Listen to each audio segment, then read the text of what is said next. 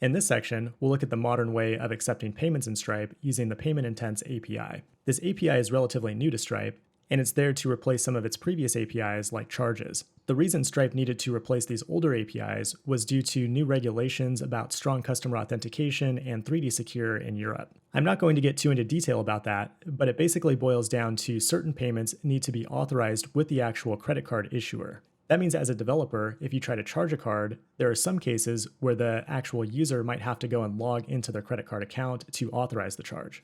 The Payment Intents API contains additional mechanisms for managing the state of the payment throughout this process. And when that authorization is needed, Stripe can handle it for you on the front end. Here's how the process works in steps for you as a developer. First, the user needs to decide what they want to purchase. Maybe you have a shopping cart, or maybe you just have a single product that the user can purchase.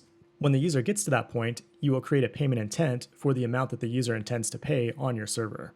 You then send the payment intent to your front-end application, and then use Stripe Elements to securely collect the user's credit card information.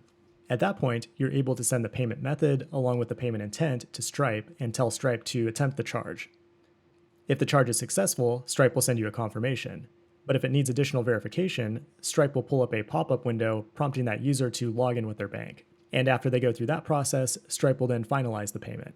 Most users won't have to go through this additional authentication step, but it's handled by Stripe in case they do. I'd recommend playing around with a live demo to see how the different steps work as the user goes through the payment intent process on the front end. The next step is to fulfill their purchase, and in this section, we'll fulfill that purchase using webhooks. We'll set up an endpoint on our server that can listen to the payment intent succeeded event. The end result is an end-to-end solution for handling any type of one-off single payment. In the next video, you'll learn how to create a payment intent on the server.